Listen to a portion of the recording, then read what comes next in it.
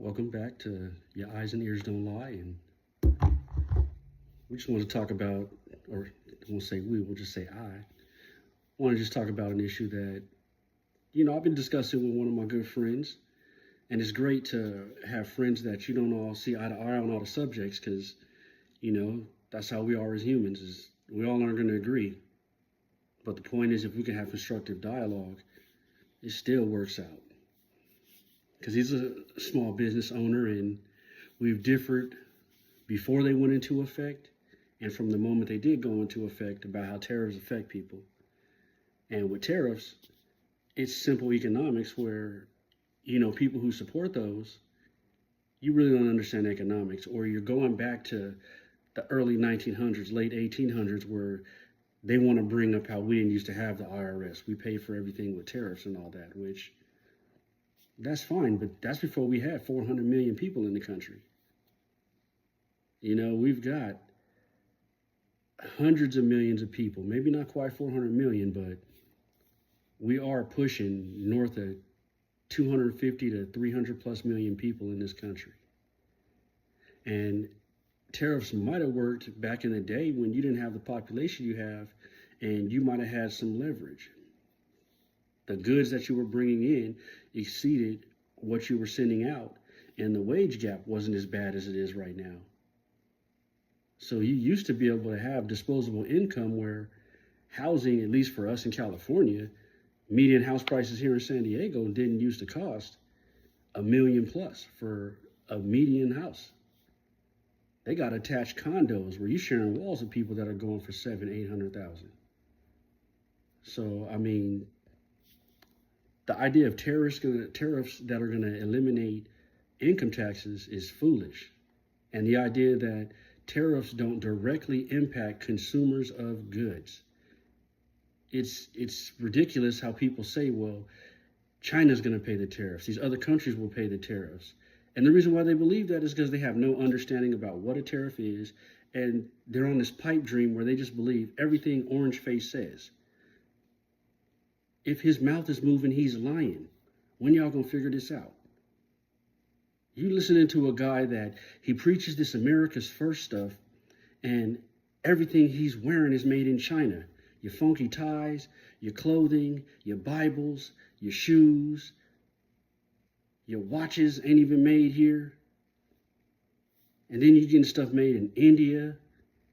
So, America first, why don't you do business with America? Why don't you make all of your stuff and products in America? If you're America first, why is Elon able to have factories in all these other countries if it's so America first? Why don't you order Tesla back to the United States? Since they built gigafactories in China, you got them in India, and I think you've got 2 or 3 other ones that if they're not operational, they're already getting ready to start. You got a gigafactory in Germany. So this America first, come on, is greed first. Because let's not forget, factories never left the U.S. because they had to. They left because of capitalism and to make more money. So as I said to my buddy, and he's telling me, where he's implying that it's because I'm not understanding businesses because I don't have my own business, or because I haven't went to business school or anything like that. I've had plenty of education on business and management and working in the sales industry for a Fortune 500 company for over 23 years. So I'm well versed in how businesses conduct themselves and the overall life cycle of creating, the development, the marketing, the selling of products. So I understand that businesses operate to make money. So if it costs a business more overhead to operate, including paying tariffs, they have 2 options. You make less profit, or you share that cost with your consumers. And 99% of the businesses, they may eat it for a little bit if it looks good or sounds good, or they think there'll be some relief. But on the most part, they're not going to eat profits. They have a certain margin, and once they start making that, they're not willing to lose that. You got businesses now where they've decided to close locations instead of making less profit. So importers pay the tariff, not other countries not individuals. Whatever company or individual that imports the good from another country pays the tariff. Now, the tariff is paid to the U.S. government where they're going to trick off our money. It's not that the government is not making enough money from taxes. It's how they spend it. And that's the issue with really what's going on with our tax system, or is taxation without representation. Our government spends money on the dumbest things that, would you give the people an opportunity to vote on these things, you wouldn't pass shit. That's why you spend our money without us voting. We don't have a say. You ask each other in a corrupt system where the blind is leading the blind, where you have self-interest. The billionaires, the oligarchs, the richest of the rich are the ones that are really making the decisions. They're driving political movements in the directions that they're moving. And the general public, you don't see it. You think if you associate yourself or buy the products or like some of these billionaires, that money will trickle down to you in some way? Foolish. There's some great people out there in this world, and there's some horrible people. So I hear a lot of people talk about how all the rich people got there cutthroat and doing people dirty. Whether you rich or poor, it don't come down to that. It comes down to whether you're a good person or not. And there's some good rich billionaires, and there's some horrible ones. There's a lot of them that are cutthroat, that have gotten there on the backs of individuals doing morally wrong stuff, ethically wrong stuff, and mostly illegal stuff. But that ain't everybody. Some people have done everything the right way and have had success and wealth. But the ones that you're seeing right now in Washington, the ones a part of that cabinet, crooks. And aligning yourself with him is to eliminate all legal entities for protecting the public from them. It allows the increase of white-collar crime. Because what do? You look at everybody who's been pardoned. You look at everybody who is working with this clown. If you're not just outright pedophiles and sex offenders, you're alcoholics, drunks, untrained, domestic abusers. It's ridiculous. The qualifications that you don't have to take some of these positions is outrageous. But then if you follow the money and the willingness to sacrifice all ethics and morals to do what Orange Face says, that explains everything. Your resume is half a page, and all you wrote with crayon is "will do anything Trump wants." And that's why they're in office. They're not in office for the people. But the people can do something about that. But will you? Because this is not about Democrat or Republican anymore. This is about whether or not you really truly believe in the concept of America. This whole "Make America Great Again," we know that what he means by that. Your idea of making America great is making America as white as possible. That's solely what your goal is. And all your policies show that. The erasing of anyone of color from the military and any history books that you can. Constantly. And you hear these politicians and they say, we don't want to discuss slavery because we don't want to have today's children, essentially today's white kids, feeling bad about what their ancestors have done or what's happened in the past. But yet you'll discuss any other horrible stuff that happened in history as long as you didn't do it. There's been no atonement. There's been no acceptance of it. And why is a black life less than anyone else's life? If everyone's important, you guys were quick to say when the Black Lives Matter movement was out, you were quick to say all lives matter. Well, obviously they don't, based on your history, your laws, behavior, past and present.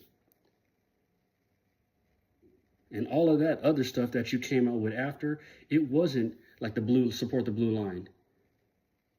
Black Lives Matter didn't make you decide to support the blue line. You should be supporting law and order anyway, no matter who you are.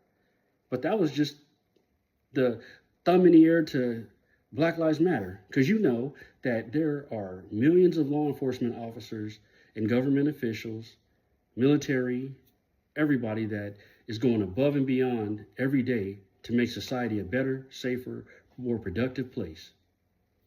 But the level of policing on people of color to a degree is extremely horrible.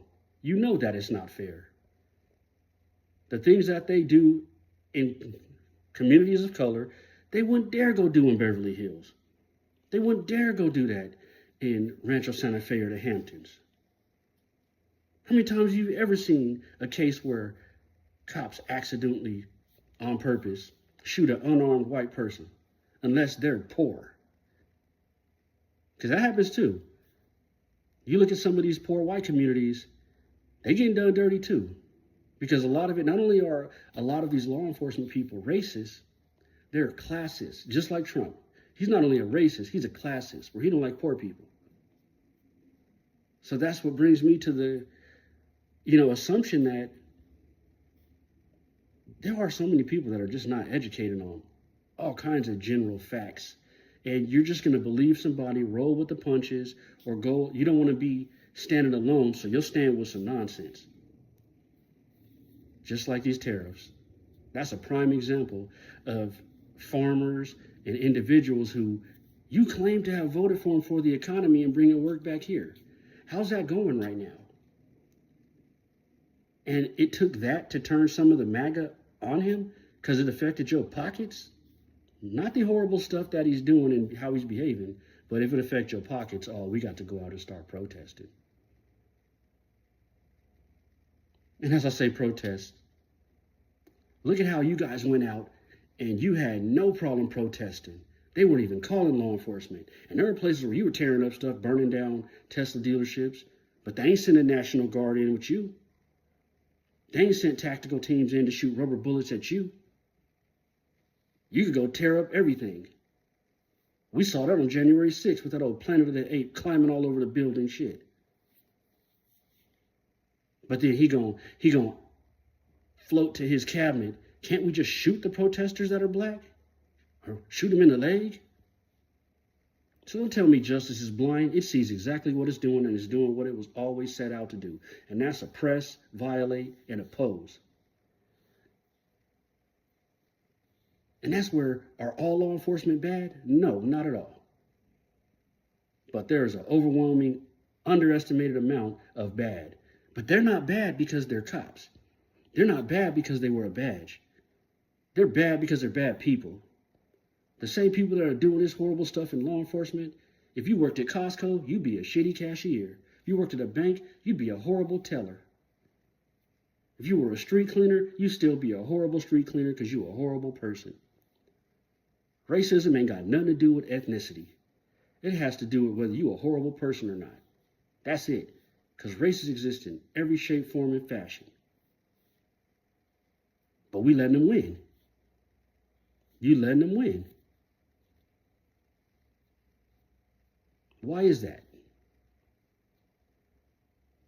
Then you want to come with, we standing on Christian beliefs and all of that. There is absolutely nothing Christian about this hateful behavior whatsoever. What Bible have you read? What scripture have you read for any religion that this behavior is acceptable in any way? He's ruined the economy on purpose. Because when you create all of these problems and it distracts from what you're really doing, the wealthy and these politicians who are plugged into MAGA are making money hand over fist with these fake arguments and this market manipulation. And how do you do it? You destroy the country and its economic system so that you can buy everything up for pennies on the dollar and take even more control. It's unfounding and dumbfounding about what this man has done just for the short time in office. And the biggest fear is that now that you've opened the floodgates and they elected you not once, but a second time where you can't play dumb like you didn't know, you've shown that far-right, ridiculous Nazi ideology, white nationalism nonsense that you stand on, that this is the way it could be. This whole immigration thing, it ain't got nothing to do with people coming in illegally. It has to do with the population gap shrinking, where by some estimates, the Latino community would be the dominant population by 2045. Some say 2040. Because they're coming over here and they're having children. And white people, the birth rate is down. It's been going down ever since the 70s. And that's the last thing they want, is to lose their grip on society. And one of the reasons why you have such a big grip, in addition to all the faulty stuff you've done to other people to keep them down and oppress them, is that you had the dominant population.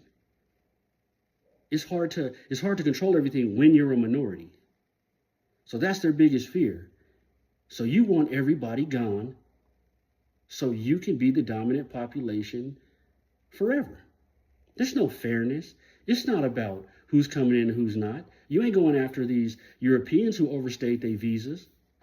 You ain't going after a lot of these Asians, especially a lot of the Indian tech workers, or you came over here legally on your H-1B visas, but you overstayed that, didn't leave. You ain't looking for everybody illegal. You targeting a certain group. And they got the nerve to bring over refugees. That ain't refugees from South Africa. You're bringing over people that support the apartheid, and they're Donald Trump supporters because they're right-wing people. Stop playing. Stop playing for real. You know this ain't about nothing but some bullshit. Because you don't care about no kind of law and order or anything. 34 felonies, 80-something indictments. Just the scum of the earth. But that's how you've always been. The one thing is, you're not a different person because you're a politician. You've always been this same dude. Because your dad was that dude. Your grandfather was that dude. You come from a long line of draft-dodging, racist Germans. And they were so happy to see you leave Germany. They kicked you out. And are so glad you never came back. Outrageous.